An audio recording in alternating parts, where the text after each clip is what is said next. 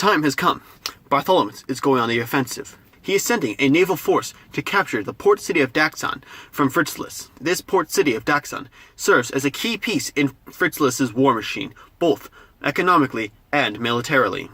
However, Admiral Ivan, the officer in charge of the naval force, requires a land group to go ashore and capture the city and the fort guarding Dax'an. The good soldiers they are, the party goes to Port Ribbon, a small naval base sitting on the coast of Bartholomits' territory, just a couple 100 miles south of the border. Admiral Ivan asks the party to take the lead ship. This ship will scout the way and make sure the path is clear for the rest of the fleet to follow. They will reach Dax'an first, but will wait for the fleet to arrive before attacking the port city. So our heroes board the ship and set sail for Dax'an. But there's a lot of ocean to cross first. Hey everyone, Dragon Lord Johnny here. Ready for another campaign diary? Hope you enjoyed that little intro. That's more or less what the party got. While they did kind of actually talk to Admiral Ivan and Bartholomits a little bit just to kind of say, yes, we'll go do this. It was more or less I said, okay, you guys are there. Here's the orders. They say, yep, we'll do it. And they said, okay, you guys travel, you take a road, and you guys get to Port Ribbon without any issues. And if you look at the map, Renovas is actually not that far from Port Ribbon, so it wasn't like there was this huge trek they had to make, and it's in the heart of Bartholomits' territory. So when they take off on the seas, I wanted to do this to do a little change up of things. There's been a lot of land, a lot of questing, a lot of kind of generic stuff. I felt this would be a good way to change things up, and I thought the party might also enjoy a little bit of the offensive. They've been fairly reacting and stuff to the war effort. And so now they're like, okay, now we get to be an invasion force. And the party, I think, enjoyed that. For this session, we had Brayden, Sonia, Danny, and Sam. And it actually worked quite well. In the past, I've talked about how we've had issues with Brayden and Sonia being overpowered, as they can get in real close, deal lots of damage, and kill all the guys before Sam or Danny or Hazel or anybody else have a chance to shine. And I found a solution here. Range. Typically, when we've had ranged characters, sure, Danny and Sam might take care of them, but what can also happen is oftentimes Brayden or Sonia will rush in and kill them before they can do anything else. But what if Brayden and Sonia can't get to them? As our party is sailing across the ocean, they run into a pirate ship. Basically, it wasn't like, our pirates, but it's just kind of, people on a ship, kind of more like privateers, a little more classy. They weren't like bunch of total a-hills, but they're like, oh, we need to kill these guys. So they go, of course, and raid them, and they come up alongside. And at this point, when I pulled out the map, I said, okay, here's your guys' ship, and here's the other guys' ship, and they don't board. They don't use boarding quite yet. They see these guys on the deck of the place, and they're like, let's take care of them first. So the pirates, as we called them, they get on the deck, and they just start firing magic and javelins and bows and such. And while Sonia and Brayden both have items that they can use to deal weapons damage, for instance, Brayden has javelins and Sonia has hand axes, so they can do some ranged attacks, but they're not as powerful. Meanwhile, Sam and Danny are ranged characters, more or less, so they're able to shine, and this I think they really appreciated. They had a lot of fun kind of picking off these guys. And at one point, Brayden said, I'm kind of sick and tired of just doing this. So what he does is he takes Executioner and he throws it. Now, Executioner is not a throwable weapon, so of course he gets disadvantaged. And I think he missed, but what he did decide to do, well, crap, I want Executioner back. So what he does is he runs, and he jumps. And I had him rolling, an acrobatics check, and sure enough, he makes it over. But by the time Brayden had done this, Sam and Danny had already killed several of these pirates. So they had their chance to shine. They'd had a little bit. It's like, okay, now Brayden can have a chance to, have a little bit of his fun. Now, Sonia isn't able to do the same thing, because Sonia's character, Garza, is hydrophobic. She is afraid of water. So she actually consented to this entire quest, very grudgingly, and mostly because the rest of the party said, heck yeah, we'll do it. And at one point, she's like, okay, fine, I'll do it. And she managed to work up the courage to go back, to jump across. However, getting across back to their ship was not so easy, and Brayden actually had to throw her. Now, they dispatched the pirates pretty quickly, and again, didn't have a ton of time for this session, so I made it a fairly short session, and I actually cut out an encounter. Originally, they were going to fight pirates, then they were going to fight some merfolk, and then they would fight a sea serpent. However, we were running low on time, and I didn't want them to focus so much on this high seas adventure. It was just to change things up. So I basically said, okay, I'll cut out the merfolk encounter, and I did that, just behind the DM screen. And thank goodness I did. Upon routing all the pirates on the deck, basically killing everybody, they even killed, then they went up to the steering wheel and killed the guy up there, and there weren't too many guys below deck. So and what I did is I just had them come up as reinforcements. So they ended up killing a good like 20 pirates, and they were just all decent characters. I gave them like, like dual swords and a couple of abilities, but it was fairly common, just mostly a bit of a slog. But again, it was meant to kind of change things up and give Sam and Danny a chance to be awesome at their range stuff. But now they've got this empty pirate ship, and they're like, well, what do we do with it? And they thought at first, well, maybe we should take it. Maybe we should sail it. But then there was also, now let's burn it. Let's kind of use it. Let's just destroy the ship. And there was a lot of back and forth. And it took about 20 minutes for finally them to say, we'll just burn the ship. We don't care. We've already got a ship. We've got an entire fleet coming. We don't need one more ship. Let's just burn it. So that's what they did. They burned the ship and they moved on. And then shortly after, about like 2 days later in the game time, they come across a sea serpent, or rather, it comes across them.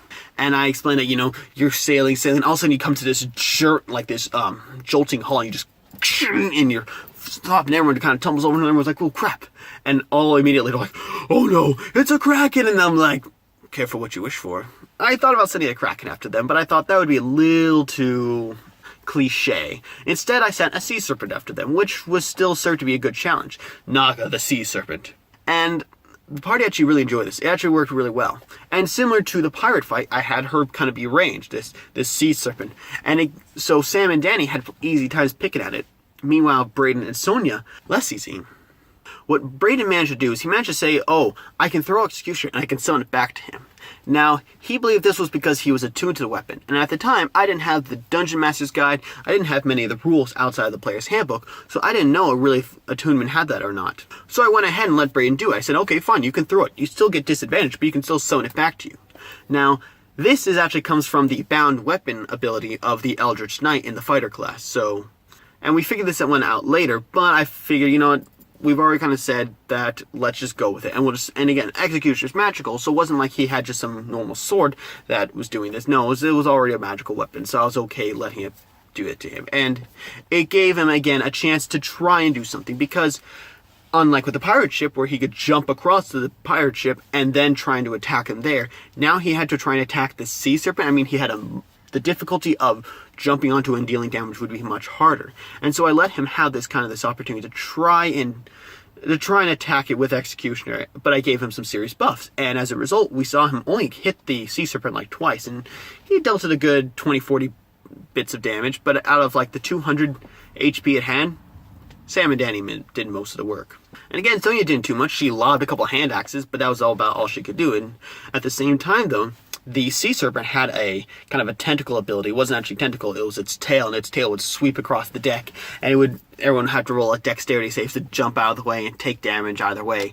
And so she was kind of like, she was already still struggling. It wasn't like she was just kind of a bystander. Oh no, I made sure these people were all being attacked. And the sea serpent also had a water gun, basically. It would spew water at people, and it also could wrap around, kind of constrict you. I gave the creature a lot of different abilities, and it helped keep the battle dynamic. Meanwhile, Sam and Danny kept up their peppering, and Brandon at one point said, you know what, I'm going to do it. I'm going to try and jump again. And I said, all right, roll an acrobatics check. And of course, he rolls a nat 20, because Brayden, when he needs to, seems to roll what he needs to. So he jumped across, and he's got Executioner. At this point, he started dealing some more damage. He dealt like another 20, 30, 40 points in the next 2 hits. Then Danny goes all out. Danny, as a sorcerer, has an ability like Twin Spelled, I believe it's called, because of his chaotic magic. He allows him to basically cast a spell twice. He can't do it, again, basically it's a once a day, unless he has a wild magic surge. But it allows him to cast a spell twice. So he casts Chromatic Orb, using a 3rd level spell slot, and he rolls 2 20s. Danny rolls a total of 10 D8s, and he says, I'm doing lightning damage. Now, I'm a Pokemon fan. If you don't know that, I think you should know that at some point. Good, now you know. I'm a Pokemon fan. So for me, a lot of the types go back and forth. And while D&D doesn't really have the same, there aren't really water types and ice types and fire types in that same way, there is still some water, lightning, fire, a lot of the same elements are there. So for me, I was like, water will be weak against electricity. So therefore, a lightning attack would get, the creature would be vulnerable to it. So therefore, it's double damage. So Danny rolls all his D8s, comes out to a little over 60. I said, all right. Now, and then I said, okay, Danny, This is a water creature, therefore, it is vulnerable to your lightning attack. And he's like, oh yeah. Therefore, double the amount of damage. Danny does 128 damage to the sea serpent. The sea serpent explodes.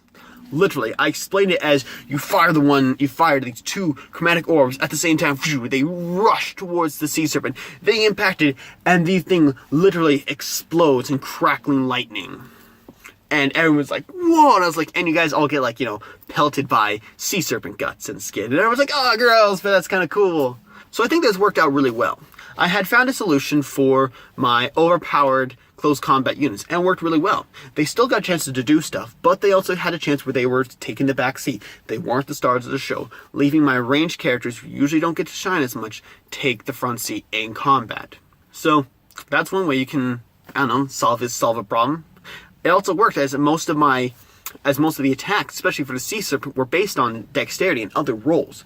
Stuff where Danny and Sam and Sonia did pretty well, but Braden, who's been basically nigh untouchable, or at least nigh indestructible, was still taking lots of damage. He would fail his dexterity saves from the water cannon or from the tail sweep, and so he would take full damage, and they would be quite a bit. And so he got hurt quite severely.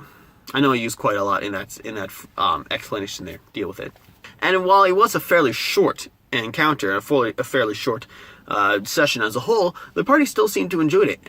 And I think it worked, and therefore I'm probably going to use it again in other times. And I recommend that if you want to, go ahead and use it. It might work for your party as well.